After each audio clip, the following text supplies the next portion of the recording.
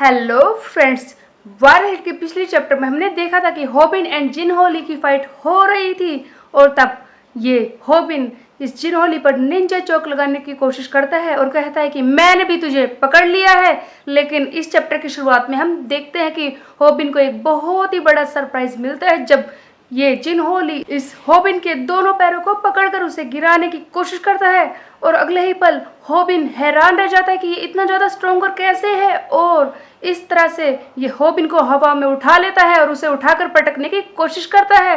तब जिनहोली कहता है कि इस तरह से सभी लोग हारते हैं। होबिन को ऐसे पिटते हुए देखकर, ऐसे हवा में उठाकर नीचे पटकते हुए देखकर इस स्नैपर की हालत खराब होने लगती है। वो चिल्लाता है, oh no no no no no होबिन नो, ओ जिनहोली स्टॉप, तुम क्या कर रहे हो, छोड़ो होबिन को। और वो भागता है होबिन को बचाने के लिए, लेकिन तब तक जिनहोली इसे उठाकर जमीन पर पटक चुका होता है। लेकिन जिनहोली यहीं पर नहीं रुकता, वो उसके बाद भी एक और बार इस होबिन को मारने की कोशिश करने वाला था। लेकिन इसी बीच में जिनहोली बहुत ही ज्यादा हैरान रह जाता है। उसके साथ कुछ ऐसा होता है जो उसने सोचा भी नहीं था।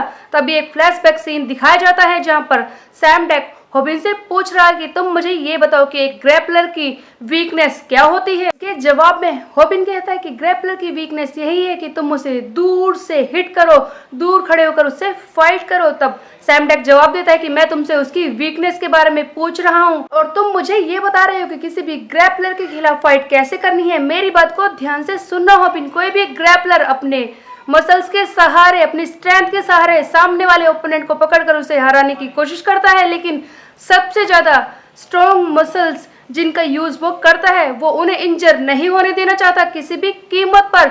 तो यहाँ पर कौन सा ऐसा मसल है जिसकी हेल्प से वो ये सब करता है? मैं बात कर रहा हूँ ऐसे एक मसल की जिसे कहते हैं ट्रेपेजियस मसल, जिस पर होबिन कहता है कि वो तो एक बेसिक मसल है।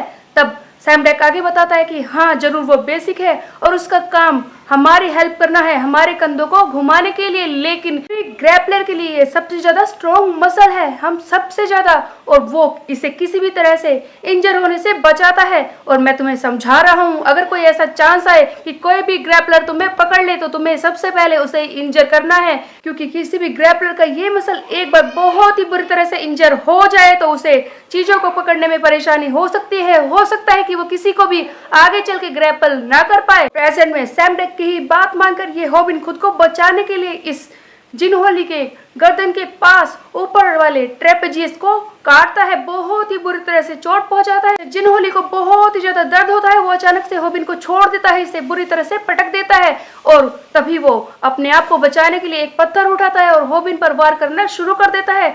होबिन के हाथ में इस जिनहोली का फोन है, वो इसकी हेल्प से इस जिनहोली को मारने की कोशिश करता है। दोनों ही एक दूसरे पर वार करते हैं, दोनों ही एक दूसरे पर फोन से और पत्थर से वार कर रहे हैं। इसी बीच में एक सीन दिखाया जाता है जहां पर होबिन जमीन पर गिरा हुआ है और वो जिनहोली पत्थर से इस पर पूरी तरह से वार करके इसे खत्म करने वाला होता है। तभी सैम डेक का एक सीन दिखाया जाता है जहां पर वो कहता है, होबिन मेरी बात को ध्यान से सुनो, इससे पहले कभी भी तुम रियल फाइट में नहीं गए हो, क्योंकि तुमने अभी तक जितनी भी फाइट लड़ी है वो सिर्फ जीतने के लिए लड़ी है। लेकिन जब भी रियल फाइट होती है वहां पर लोग एक दूसरे को मारने के लिए तैयार रहते हैं। मैं तुम्हें समझा रहा हूँ होबिन, अगर तुम किसी रियल फाइट में जाना चाहते हो तो अपने आप को उसमें पूरी तरह से डालने के लिए तैयार रहना। फाइट डर्टी, क्योंकि सारी फाइट्स नेचर के हिसाब से डर्टी ही होती है। फाइट अंडर हैंड, क्योंकि फाइट्स अंडर हैंड ही होती हैं जहां पर सोच समझ के लड़ाई नहीं की जा सकती और किसी भी तरह से हमें वार करना होता है। ये सारी बातें सैम डेक की वॉइस ओवर कह रही है और उधर होबिन इसी हिसाब से फाइट कर रहा है। वो किसी भी तरह से जिनहोली से जीतना चाहता है। सैम डेक की वॉइस ओवर लगातार कह रही है कि अपने आप को इसमें डाल दो, भूल जाओ कि तुम हो कौन, अपने अंदर के जानवर को बाहर निकालो और दिखा दो कि तुम क्या कर सकते हो। और अगर तुम किसी रियल फाइट में हो तो फिर तुम उस इंसान के बारे में सोचो जिससे कि तुम लास्ट टाइम हारे थे, तुम्हें वही इंसान बनना होगा और उसी की तरह बनकर लड़ाई करने की कोशिश करो और फिर इस तरह से तुम कभी भी दोबारा हारोगे नहीं। और हम देखते हैं कि सियोंगजन को दिखाया जाता है, क्योंकि लास्ट टाइम ये होबिन सियोंगजन से ही हारा था और हम देखते हैं अगले ही सीन में होबिन भी बिल्कुल सियोंगजन की तरह ही लगता है, उसी की तरह वाइल्ड होकर यहाँ पर लड़ाई कर रहा होता है और इस जिनहोली को बुरी तरह से पत्थर से मार भी रहा होता है। हॉबिन अपनी पूरी कोशिश कर रहा है। जिनहोली ने इसे हवा में उठाने की कोशिश की तो इसने इसका हाथ ही मरोड़ दिया है। पूरी तरह से इसके आर्म को ट्विस्ट कर रहा है ताकि खुद को बचा सके। उसके बाद ये जिनहोली पर पूरी तरह से हावी हो जाता है। पत्थर को उठाकर इस पर एक के बाद एक वार कर रहा है। ऐसा लगता है कि हॉबिन खुद को खो चुका है और ये कोई और ही है जो यहाँ पर फाइट कर रहा है। उसके बाद हम देखते हैं एक सीन जहाँ पर सारी टीम स्नैपर और बाकी सब भी ये सब देखकर हैरान है कि हॉबिन क्या कर रहा है, ये है कौन जो इस तरह से लड़ाई कर रहा है, क्योंकि हॉबिन बार बार पत्थर से वार कर रहा था। किसी ने भी हॉबिन का ये रूप पहले नहीं देखा था। सभी लोग बहुत ही ज्यादा शॉक में है। भी हॉबिन को रोकने तक की हिम्मत नहीं कर रहा है। उधर हॉबिन इस जिनहोली को नीचे गिराकर बैठ चुका है। उसके ऊपर एक के बाद एक पत्थर से वार कर रहा है। वो पूरी तरह से इंजर हो चुका है। तभी बीच में आ जाता है ताइहुन सियोंग जो इसे भागकर पकड़ता है और रोकने की कोशिश करता है। ताइहुन अपनी पूरी फोर्स का यूज करके हॉबिन को इसके ऊपर से उठाता है, इसे संभालने की कोशिश कर रहा है। उधर हॉबिन जो एकदम जानवर की तरह बिहेव कर रहा है वो काबू में नहीं आ रहा। फिर भी ताइहुन सियोंग इसे संभाल लेता है और इसे किसी तरह से शांत करके कहता है कि ये खत्म हो चुका है, ये खत्म हो चुका है, रुक जाओ, अपने होश में आओ, तुम क्या कर रहे हो, सामने देखो फाइट खत्म हो चुकी है, तो सामने देखो वो हार चुका है, तुम जीत चुके हो, शांत हो जाओ। और तभी वहां पर वो लोग आ जाते हैं जो हमेशा आखिर में आते हैं, यानी कि पुलिस, और कहते हैं कि सभी लोग रुक जाओ, अपनी जगह पर शांत रहो। और ये जिनहोली को पकड़ने की कोशिश करते हैं। तभी हॉबिन का ध्यान जाता है जिनहोली पर। वो हैरान रह जाता है कि हाँ, इसकी ये हालत, तो हॉबिन को तो होश भी नहीं है कि ये कैसे हुआ है। ताइहुन हॉबिन से कहता है कि तुमने काफी अच्छा काम किया है, तुमने इसे हरा दिया फाइनली।